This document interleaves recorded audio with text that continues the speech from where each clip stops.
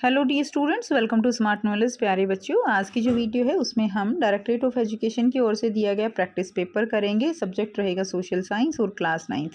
Complete solution हम इस video में करेंगे और हिंदी मीडियम में कंप्लीट सॉल्यूशन जो है वो कराया जा चुका है। तो आप अगर हिंदी मीडियम में देखना चाहते हो तो आप डिस्क्रिप्शन बॉक्स में आपको लिंक मिल जाएगा, नहीं तो प्लेलिस्ट का लिंक मिल जाएगा आपको एंड स्क्रीन पे, वहाँ से आप देख सकते हो।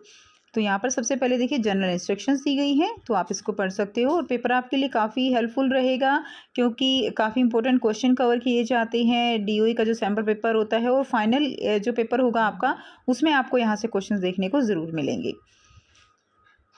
स्टार्ट करते हैं। सेक्शन ए दिया गया है। सबसे पहले क्या है, मल्टीपल चॉइस क्वेश्चंस हैं। ठीक है, तो मल्टीपल चॉइस क्वेश्चन में फर्स्ट क्वेश्चन है हमारा, who was the propaganda minister of Hitler. Propaganda minister कौन थे हिटलर के? वो थे गोबेल्स।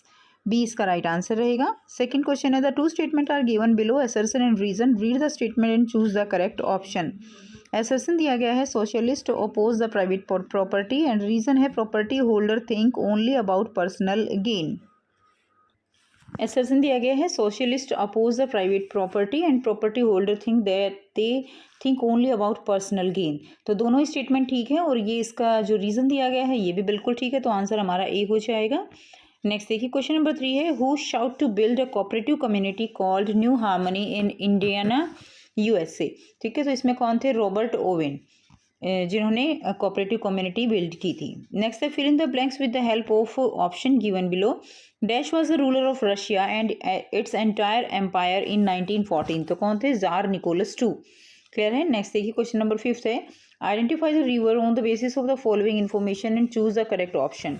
तो इसमें क्या दिया गया है, आपको बताना है। तो इसमें लेंथ दी गई है, जो रिवर है 2900 किलोमीटर, ओरिजिन है मानसरोवर लेक एंड ट्रिब्यूटरी रहेंगी जस्कर, न्यूब्रा एंड श्योक। तो आंसर रहेगा इसमें सिंधु। ठीक है। नेक्स्ट देखिए, Luni river flow through the, तो लूनी रिवर जो है वो इंडियन डेजर्ट से फ्लो करती है। क्वेश्चन नंबर 7 का आंसर देखेंगे। इसमें देखिए मैच करना है आपको। अरुणाचल प्रदेश जो है ये क्या हो जाएगा, state having lowest population density, and Kerala state having highest literacy rate, and Bihar क्या है, state having highest population density. ठीक है, हाईएस्ट पॉपुलेशन डेंसिटी हो जाएगा, तो इसका आंसर हमारा डी हो जाएगा। ए का हमारा सेकंड रहेगा एंड बी का थर्ड और सी का क्या हो जाएगा, फर्स्ट हो जाएगा। नेक्स्ट क्वेश्चन देखिए, क्वेश्चन नंबर 8 है, read the following information and choose the correct term for it. Citizen have complete freedom to follow any religion, but there is no official religion. Government treat all religion belief and practice with equal respect. तो क्या आ जाएगा, secular आ जाएगा। जिसका कोई अपना religion नहीं है, that is secularism.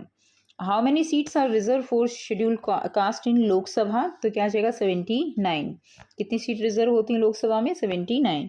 Question number 10 है, the two statement are given below, assertion and reason, read the statement and choose the correct option. Assertion दिया गया है, Amnesty International is an international human right organisation. Reason है, Guantanamo bay was controlled by American navy. तो दोनों ही statement ठीक है, लेकिन ये इसकी करेक्ट एक्सप्लेनेशन नहीं है, तो इसका आंसर हमारा बी हो जाएगा, that both are true but reason is not the correct explanation of the assertion A. Next question देखिए, question number 11, which among the following argument is in favour of democracy. कौन सा argument जो है democracy के favour में है? ठीक है, तो people feel themselves free and equal in democracy, बिल्कुल ठीक है। Democracy resolve conflict in a better way than others, and democratic government is more accountable to the people. तो आंसर क्या हो जाएगा, डी हो जाएगा, ऑल 1 2 3। नेक्स्ट देखिए, who among the following is a part of the political executive. C है answer, रहेगा home minister. Question number 13 है, which of the following most salient underlying conflict in making democratic constitution in south Africa. तो इसमें क्या आ जाएगा answer आपका, which of these was the most salient underlying conflict in the making of democratic constitution in south Africa. That is जो war था between the white minority and black majority. ठीक है, उसके बाद क्वेश्चन नंबर 14 देखेंगे, विच among the following is not a member of constitution assembly of India. कौन जो है इंडियन कॉन्स्टिट्यूशन असेंबली का मेंबर नहीं था? डॉक्टर भीमराव अंबेडकर जी भी थे, डॉक्टर राजेंद्र प्रसाद थे, जयपाल सिंह थे, एंड लास्ट रहेगा लॉर्ड कैनिंग। तो लॉर्ड कैनिंग जो है वो इसके कॉन्स्टिट्यूशन असेंबली इसके जो मेंबर वो नहीं थे। नेक्स्ट देखिए, विच of the following is an example of primary sector activity. तो प्राइमरी सेक्टर एक्टिविटी कौन सी एक्टिविटी होती हैं जो नेचुरल रिसोर्सेज से डायरेक्ट लिंक होती हैं, एग्रीकल्चर बेस्ड होती हैं। सो इसमें आ जाएगा माइनिंग, इंश्योरेंस, ट्रेड, बैंकिंग, ये नहीं होंगे। माइनिंग जो है वो क्या होगा, आंसर रहेगा। नेक्स्ट क्वेश्चन देखेंगे, the work force population include those people whose age is. तो उनकी एज जो है कितनी होगी, बिटवीन 15 एंड 59 ईयर्स। तो वर्क फोर्स पॉपुलेशन इस एज के लोगों के जो है हम लेते हैं। Next question number 17, the two statement are given below, assertion and reason, read the statement and choose the correct option. Assertion दिया गया है, in India accepted calorie requirement for above poverty line is 2400 calories per person a day in rural areas. तो देखिए rural में जो है ज़्यादा calories की जरूरत क्यों होती है, क्योंकि वहाँ पे लोग फिजिकल वर्क करते हैं। While in it is 2100 calories per person per day in urban areas. Reason रहेगा, people living in rural areas do more physical work. So option रहेगा both assertion and reason are true and reason is the correct explanation of assertion। तो answer हमारा A हो जाएगा। Next देखिए, by which organisation is the poverty line assessed in India. तो क्या हो जाएगा, National Sample survey organisation. Which of the following is food in secure affected category. तो इसमें आ जाएगा, इसमें देखिए लैंडलेस दिया गया है, ट्रेडिशनल, आर्टिशंस एंड डेस्टिट्यूट दिया गया है। तो इसमें हमारा आंसर क्या रहेगा, फर्स्ट एंड थर्ड इसमें हमारा आंसर रहेगा। That is food in secure affected category will be landless and destitute रहेगा। Next question number 20, which is the target group of Annapurna Yojana. Annapurna Yojana का टारगेट ग्रुप क्या है, that is the indigent senior citizen. ये जो है टारगेट ग्रुप रहेगा अन्नपूर्णा योजना का। Next देखिए, सेक्शन बी दिया गया है, very short answer type question, 2 marks के क्वेश्चन आपको यहाँ से देखने को मिलेंगे। Question number 21, what changes occurred in French society after the press censorship were removed. क्या चेंजेस देखने को मिले फ्रेंच सोसाइटी में आफ्टर द प्रेस जो सेंसरशिप थी जब उसको क्या कर दिया गया, रिमूव कर दिया गया। आंसर रहेगा 21 का, the removal of press censorship in France led to an increase in freedom of expression, enabling a more vibrant and informed public discourse. It encouraged the spread of new ideas, fostered political debate, and contributed to the development of more active and engaged civil society. ठीक है, तो France में जो है इसके बाद क्या हुआ, अपने जो एक्सप्रेशन है उनको एक्सप्रेस करने की, अपने विचारों को एक्सप्रेस करने की फ्रीडम मिल गई, more vibrant inform public discourse and it encourage the spread of new ideas. ठीक है, तो लोगों को एक फ्रीडम फील हुई after the removal of press censorship. Next देखिए, नेक्स्ट क्वेश्चन है, explain the features of summer season in India. और में दिया गया है, briefly describe the onset of monsoon in India. तो रहेगा, the summer season in India is characterised by high temperature especially in the northern plains where temperature often exceed 40 degree Celsius. The season typically spans from March to June and marked by dry, hot winds known as loo, along with increased evaporation and low humidity level. Summer season में बहुत ज़्यादा temperature हो जाता है और ये लगभग 40 degree cross कर जाता है। मार्च टू जून ये सीजन रहता है, तो ये बहुत ही ईजी सा क्वेश्चन है। नेक्स्ट देखिए, अगला और में क्वेश्चन दिया गया है, briefly describe the onset of monsoon in India. So the monsoon season in India begins with the arrival of the southwest monsoon winds typically in early June. ठीक है, तो जून में लगभग क्या है, मानसून आती हैं। These winds bring moisture from the Indian Ocean leading to heavy rainfall and starting in the coastal state of Kerala. Kerala का जो कोस्टल स्टेट है वहाँ से हैवी रेनफॉल शुरू होती है एंड ग्रेजुअली एडवांसिंग नॉर्थवर्ड, और फिर जो है वो मूव करते हुए नॉर्थवर्ड की तरफ आती हैं and making the beginning of the wet season. Next question है, why does any country need constitution. किसी भी कंट्री को जो है कॉन्स्टिट्यूशन की नीड क्यों है। आंसर रहेगा, why does a country need a constitution. A country needs a constitution to establish the fundamental principle and laws that govern the nation. It provide a framework for the organisation of the government, outline the rights and duties of citizen. ठीक है, तो जो भी government की organisation है और जो rights हैं, ड्यूटीज़ है सिटीजन्स की, वो प्रोवाइड करता है कॉन्स्टिट्यूशन। नेक्स्ट क्वेश्चन है, question number 24, what are the main causes of poverty in India, explain. So answer रहेगा, the main causes of poverty in India includes, that is the first point आप लिख सकते हो, high population growth है leading to greater demand for resources. Second, unemployment and under employment and third है economic inequality and unequal distribution of wealth and historical factors including colonial exploitation. ये भी जो है मेन कॉज है poverty का India में, कि काफ़ी टाइम तक कॉलोनियल एक्सप्लॉयटेशन रहा है इंडिया में ब्रिटिश के द्वारा। नेक्स्ट देखिए, नेक्स्ट सेक्शन सी है, शॉर्ट आंसर टाइप क्वेश्चन रहेंगे और हर एक क्वेश्चन आपका यहाँ पर 3 मार्क्स का क्वेश्चन रहेगा। 25th है, how does poverty affect vulnerable group, explain. So how does poverty affect vulnerable groups? That is poverty disproportionately affect vulnerable groups such as कौन से ग्रुप्स को ज़्यादा इफेक्ट करती है? Women, children, elderly, people with disabilities and marginalized communities. These groups often face barrier to accessing the education, healthcare and employment. इनको ये चीज़ें नहीं मिल पाती हैं, leading to cycles of poverty that are difficult to break. Women and children, for example, may experience high rate of malnutrition. उनको अच्छे से nutrition नहीं मिल पाता है, and limited educational opportunities. The elderly and people with disabilities may face challenges in securing adequate care. उनको adequate proper care नहीं मिल पाती है, सपोर्ट नहीं मिल पाता जो बुजुर्ग लोग हैं, सीनियर सिटीजन हैं। Overall poverty increases vulnerability to exploitation, social exclusion and health issues, further entrenching inequality. ठीक है, जो फर्दर जो है इससे इनइक्वालिटी इंक्रीज होती है। नेक्स्ट क्वेश्चन है, why is the Himalayan mountain considered as the boon for India. Himalayan mountain वो बून है इंडिया के लिए, कैसे?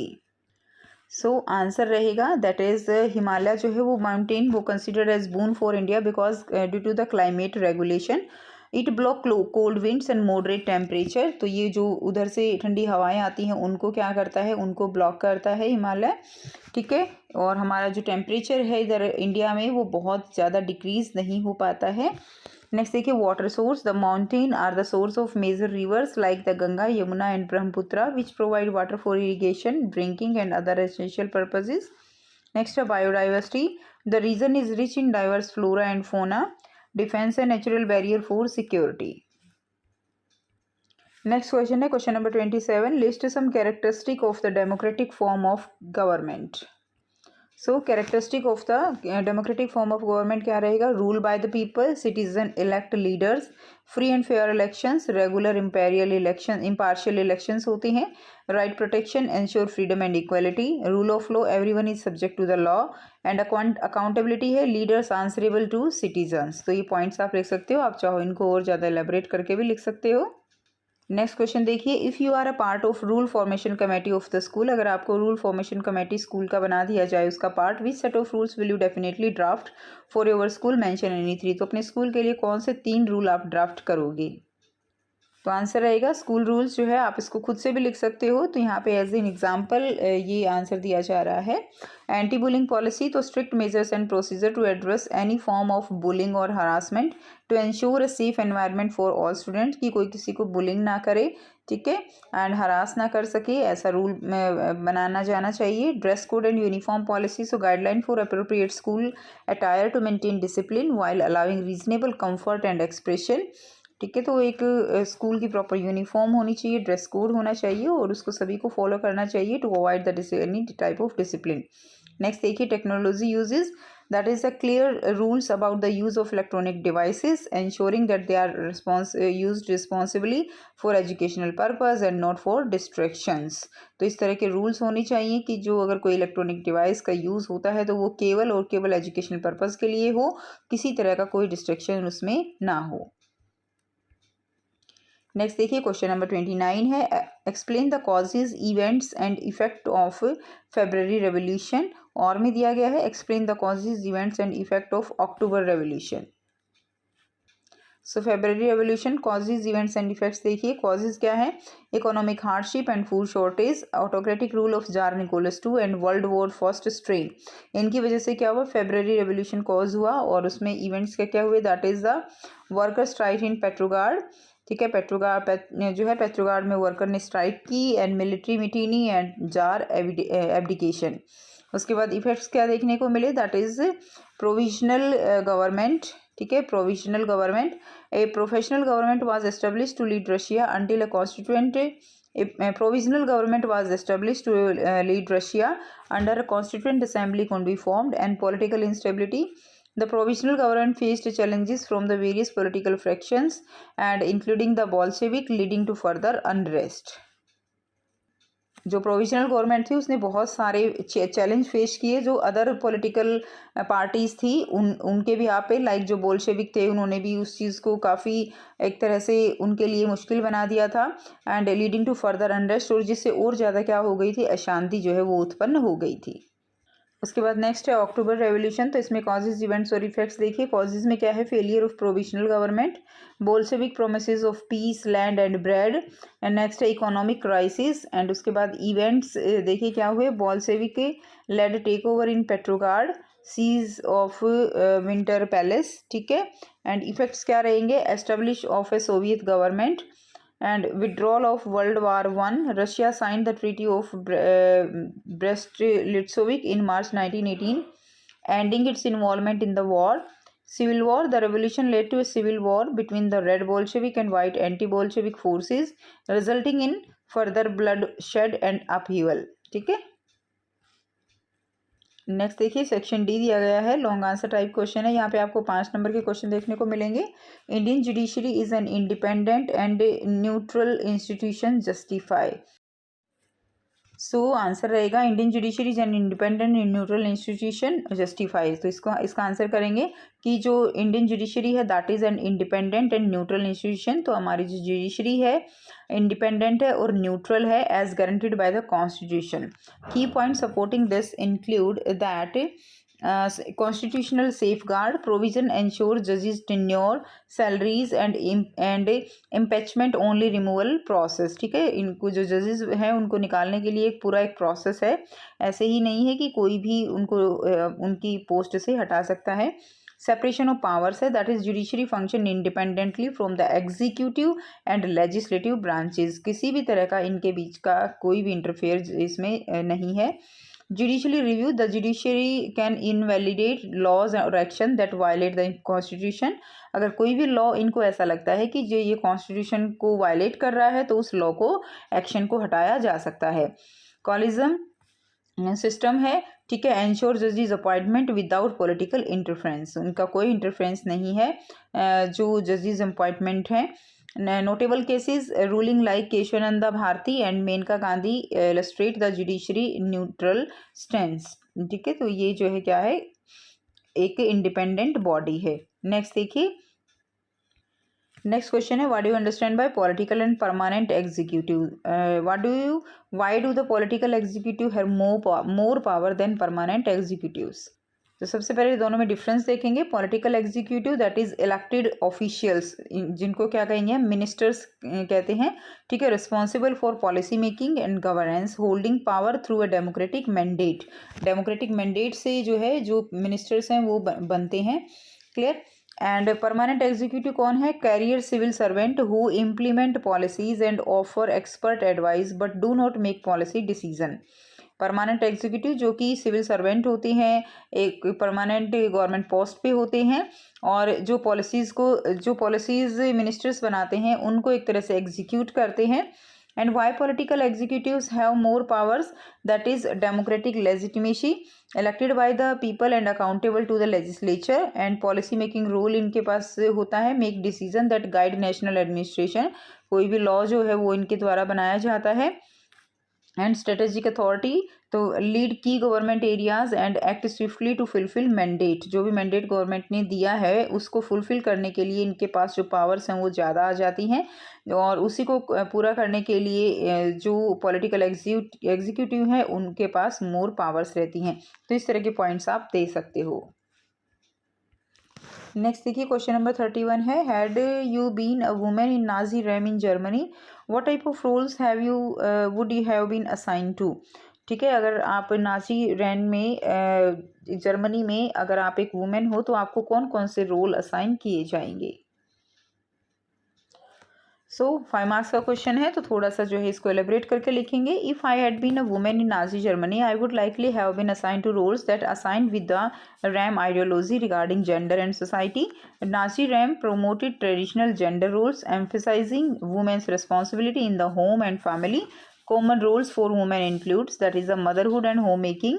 ठीक है, उनको जो है केवल इसलिए समझा जाता था कि उनको क्या है, मदरहुड यानी घर का काम ही उनको एक तरह से उनकी प्राइम रिस्पॉन्सिबिलिटी है, और प्योर रेशियल बच्चे पैदा करना, उनके लिए करना, वो जो है उनका काम है। तो motherhood and home making, women's were encourage to focus on being wives and mothers with an emphasis on raising racially pure children. ठीक है। Supportive role in the work force, that is while men dominated most professional field, women were employed in sectors deemed suitable such as nursing, teaching and clerical work. Next volunteer organisation में भी उनका role है। Women participated in Nazi affiliated organisation such as the national socialist women league which aim to install Nazi values in women and promote Reich ideals, की जो Nazi के जो ideals थे, जो उनकी शासनकाल में अच्छा माना जाता था, वो दूसरे लोगों में इनकलकेट करना, ये भी उनको काम दिया जाता था। इसलिए ये वॉलंटियर ऑर्गेनाइजेशन चलाई जाती थी जिसमें वुमेन्स का रोल रहता था। नेक्स्ट देखिए propaganda, some women engaged in propagandistic activities promoting Nazi ideology through publication और इन्वॉल्वमेंट इन कल्चरल इवेंट। तो इस तरह के इवेंट्स जो होते थे उनमें भी नाजी आइडियोलॉजीज को क्या किया जाता था, प्रमोट करने का काम लेडीज़ के द्वारा किया जाता था। नेक्स्ट है military auxiliary roles, that is the towards the end of the world war II some women served in auxiliary roles in military support position, although this was not the norm at the war onset. जब war शुरू होता है तब इस तरह की चीज़ें देखने को नहीं आई थी। ये जो रोल था ये उनको जब एंड में जो है वो मिला था, मीन्स एंड में उनकी इस तरह से हेल्प ली गई थी। Overall the role assigned to women in Nazi Germany were largely dictated by the RAM focus on traditional family structure and the belief that women's primary responsibility were to the home and family, की primary responsibility उनकी केवल और केवल घर और family को लेकर है, बाकी सब बाद में। ठीक है। तो इस तरह के पॉइंट्स आप इसमें उनके रोल के दे सकते हो। नेक्स्ट क्वेश्चन दिया गया है इसी में और में, इफ़ यू वर अ जू student during the Nazi RAM what type of discrimination would you have seen in your school. अगर आप एक जू स्टूडेंट हो नाजी रैम में तो आपको किस तरह का डिस्क्रिमिनेशन देखने को मिलेगा। सो आंसर रहेगा एज अ जेवी student during the Nazi RAM one would have experience severe and systematic discrimination in schools reflecting the broader anti-Semitic policies of the government. Here are some specific form of discrimination that could have been encountered. So segregation, that is Jewish student would likely have been segregated from the non-Jewish peers. तो उनको जो Jewish student हैं उनको जो है दूसरे जो student हैं उनसे अलग कर दिया गया। They might have to attend separate classes or school designed specifically for Jewish student. And which was often underfunded and lacking in resources. तो उनको उतने resources अवेलेबल नहीं कराए जाते थे जितना कि दूसरे स्टूडेंट्स को कराए जाते थे। एक्सक्लूजन फ्रॉम एक्टिविटीज़, उनको एक्टिविटीज़ से भी बाहर कर दिया जाता था। Participation in extra curricular activities such as sports team, club and school events would have been restricted और outright denied to Jewish student, reinforcing their isolation from the larger student body. Next है third point क्या रहेगा, curriculum changes. तो उनका जो curriculum था वो भी अलग था। Educational curriculum would have been altered to include antisemitic content promoting negative stereotype about Jews while excluding Jewish contribution to culture and society. उनका कोई किसी तरह का contribution उनके सिलेबस में करिकुलम में नहीं दिखाया जाता था। ठीक है, उनको बिल्कुल सेपरेट रखा जाता था और उनको इस तरह की चीज़ें पढ़ाई जाती थी कि उनके अंदर जो जेविस के जो आइडियोलॉजी है वो इनकलकेट की जा सके। नेक्स्ट है हरासमेंट एंड बुलिंग। तो जो स्टूडेंट जो है would have faced bullying, harassment and hostility from peers which were influenced by the Nazi ideology which could have verbal abuse and physical violence. तो इस तरह की जो बुलिंग है उनके साथ की जाती थी, हरासमेंट को किया जाता था बाय द पीयर ग्रुप्स, उन्हीं के फ्रेंड्स के द्वारा, जिसमें वर्बल एब्यूज, गालियाँ देना और फिजिकल वायलेंस, इस तरह की चीज़ें थी।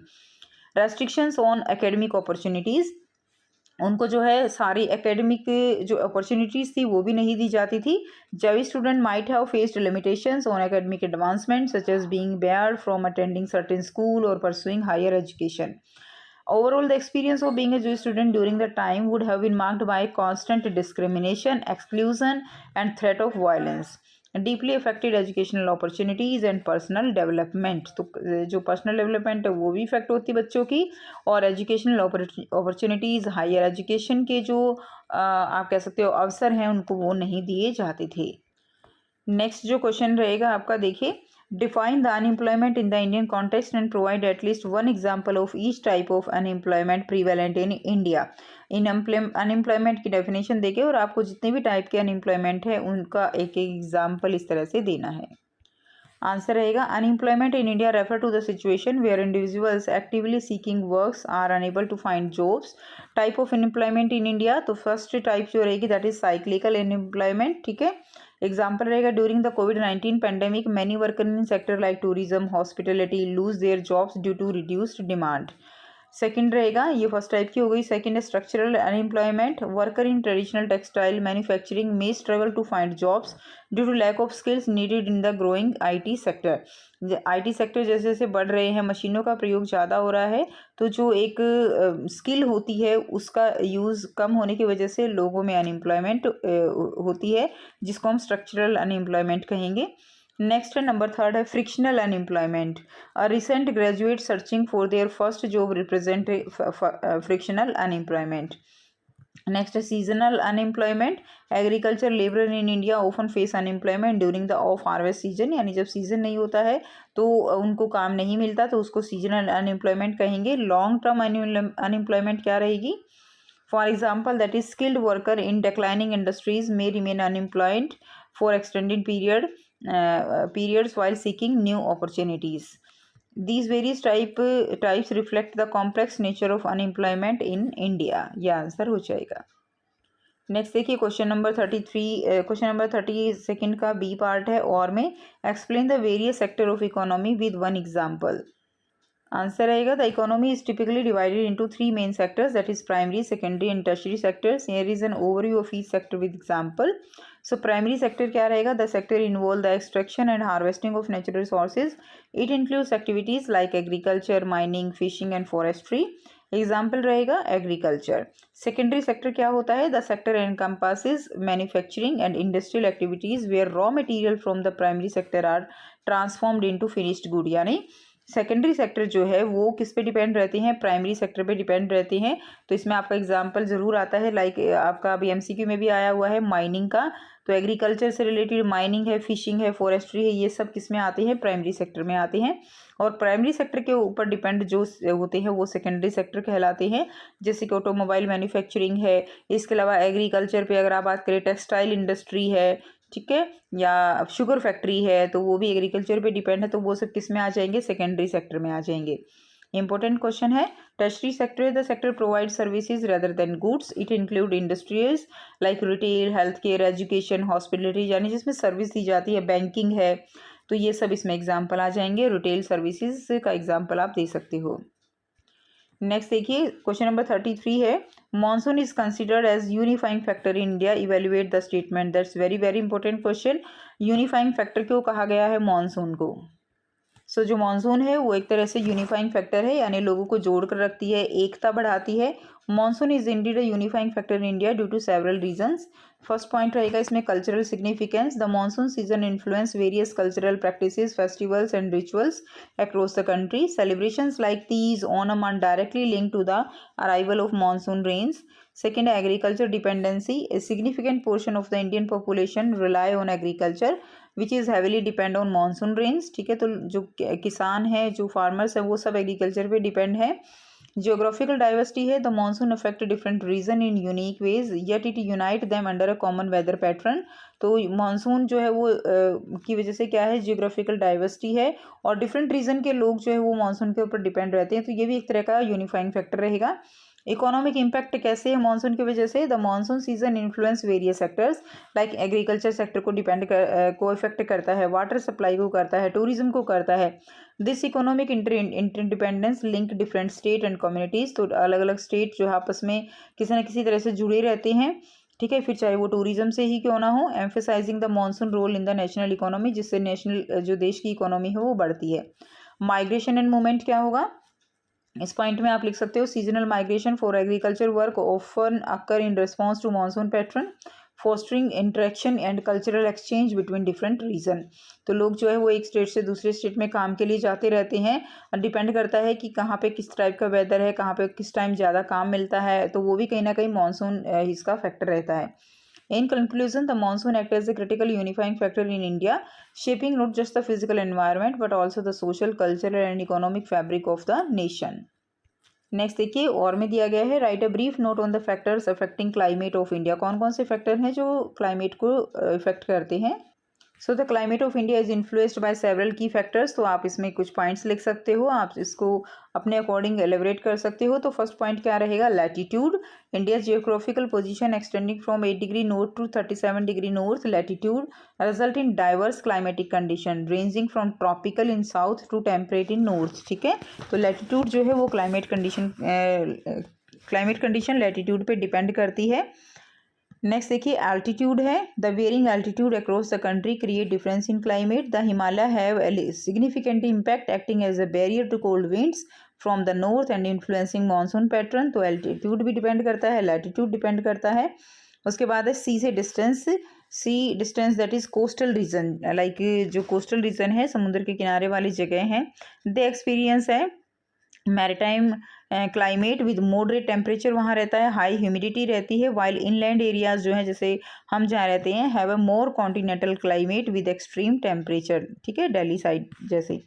नेक्स्ट है monsoon wind, the south west monsoon is a crucial climate features bringing heavy rainfall. तो हैवी रेनफॉल होती है मानसून विंड्स की वजह से to most part of India during the summer months, significantly affecting the agriculture practices and water resources. Next देखिए seasonal variation, India experience 4 main season like winter season, summer, monsoon, post monsoon, each influenced by the shifting of the sun and corresponding changes in the wind pattern.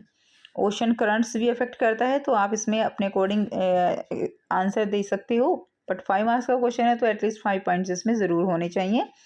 Ocean currents है, the Indian Ocean and surrounding seas influence the climate, particularly in coastal areas, affecting rainfall pattern and temperature. So these factors combine to create a complex climate system, resulting in rich biodiversity and varied agriculture practices. तो जो factors हैं उनसे अलग अलग जगह अलग अलग flora fauna देखने को मिलती है, अलग अलग वेरियस एग्रीकल्चर प्रैक्टिसेस देखने को मिलती हैं। तो काफ़ी एक तरह से आप कह सकते हो कि ये भी क्या है कि जो हमारी इंडिया की डाइवर्सिटी है उसको एक्सप्लेन करता है। नेक्स्ट देखिए section E case based question दिए गए हैं, तो आपको पैसेज को बहुत अच्छे से रीड करना है। तो आप यहाँ से एक बार पैसेज को अच्छे से रीड कर लेंगे।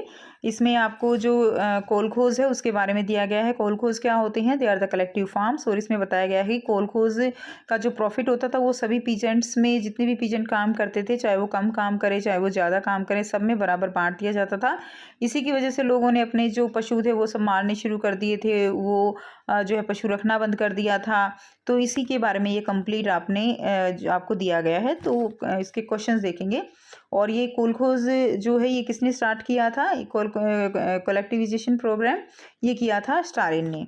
तो क्वेश्चन है हमारा, who started collectivisation programme in Russia. तो किसने किया था, आंसर रहेगा आपका स्टालिन। ठीक है, ये आ जाएगा स्टालिन। नेक्स्ट क्वेश्चन देखिए, व्हाट वाज कोलखोज। कोलखोज क्या थे, तो सामूहिक जो खेत थे, कलेक्टिव फार्म, उनको कोलखोज कहा जाता था। तो आप लिख देंगे कलेक्टिव फार्म्स, बस इतना ही आंसर बहुत है, 1 मार्क का है। Collective farms they are known as kolkhoz. Question third है, how collectivisation programme was implemented in Russia. कैसे जो ये प्रोग्राम था वो रशिया में इम्प्लीमेंट किया गया, आइए देखते हैं। आंसर रहेगा, यहाँ से आंसर लिखेंगे, collectivisation was implemented by forcing peasant into collective farms, transferring land and implement to these farms and punishing resistance severely. ठीक है, तो जो पीजेंट्स थे उनको कलेक्टिव फार्म्स दिए गए, लैंड को इधर से उधर ट्रांसफ़र किया गया और उनको फोर्स किया गया ये काम करने को, और जो नहीं करते थे उनको वहाँ से निकाल दिया जाता था, पनिशमेंट दी जाती थी। तो ये आंसर आपका हो जाएगा।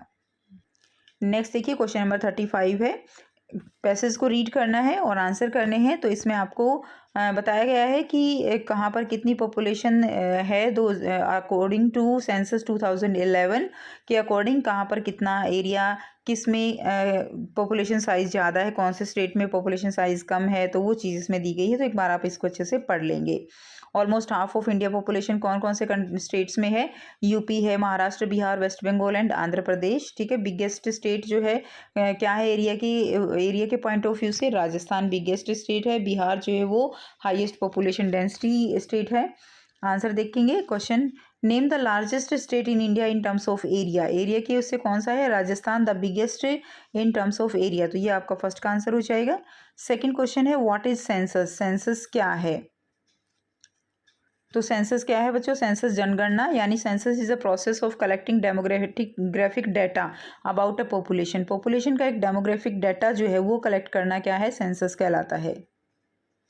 नेक्स्ट क्वेश्चन देखिए, mention any two reason for the uneven distribution of population in India, India में जो अनइवन पॉपुलेशन है उसका क्या रीजन है। सो आंसर रहेगा that is the geographical factors, that is fertile land and climate, ये एक मेन फैक्टर है for the uneven population distribution. Second रहेगा economic opportunities, that is job availability, ठीक है। नेक्स्ट देखिए क्वेश्चन नंबर 36 दिया गया है द कोऑपरेटिव्स, ये भी आपको एक पैसेज दिया गया है एंड इसमें आपको कोऑपरेटिव जो हैं उनके बारे में बताया गया है कि कोऑपरेटिव सोसाइटी का क्या रोल है इन फूड सिक्योरिटी इन इंडिया, और इसमें आपको कंप्लीट थोड़ा सा क्लियर किया गया है कि दिल्ली में कौन सी कोऑपरेटिव सोसाइटी है, तो वो क्या रहेगी, मदर डेयरी है। और वाइट रेवोल्यूशन जो है कंट्री में किसके द्वारा लाया गया, तो वो अमूल की फैक्ट्री है, ठीक है, अमूल की कोऑपरेटिव सोसाइटी है जो कि कहाँ है, गुजरात में है। तो ये चीज़ में मेन पॉइंट्स इसमें दिए गए हैं, तो आप एक बार इसको अच्छे से रीड जो है वो कर लेंगे। सो देखिए क्वेश्चन दिए गए हैं, that is the name the cooperative society which was associated with white revolution, white revolution से कौन सी सोसाइटी है, दैट इज अमूल, ठीक है, तो ये इसका आंसर हो जाएगा अमूल। नेक्स्ट देखिए, name any one cooperative society working in Delhi, तो दिल्ली में कौन सी कोऑपरेटिव सोसाइटी वर्किंग है, that is the mother dairy, ठीक है, मदर डेयरी हो जाएगा। तो आंसर देख लेते हैं, ये फर्स्ट का आंसर आपका अमूल हो जाएगा, सेकंड का आंसर आपका मदर डेयरी हो जाएगा। In Delhi Mother Dairy is making strides in provision of milk and vegetable. Third है how are cooperative society instrumental in ensuring food security in India, तो इसका आंसर रहेगा cooperative society ensure food security in India by providing low cost goods, कम कीमत पर जो चीज़ें देते हैं, and ensuring fair pricing, quality अच्छी देते हैं, supporting local farmers and enhancing distribution network, ठीक है, तो अपना डिस्ट्रीब्यूशन उनका एनहांस करते हैं, फार्मर्स को सपोर्ट करते हैं, तो इस तरह से फूड सिक्योरिटी प्रोवाइड करते हैं। क्लियर। नेक्स्ट देखिए, नेक्स्ट आपको सेक्शन एफ दिया गया है, मैप बेस्ड क्वेश्चन है, तो 37 क्वेश्चन देखेंगे। Two place A and B are marked on the outline political map of France, identify these places with the help of following information and write their correct names on the line marked near them. तो A जो है क्या है, an allied power, and B क्या है, axis power, तो ये आपको बताना है।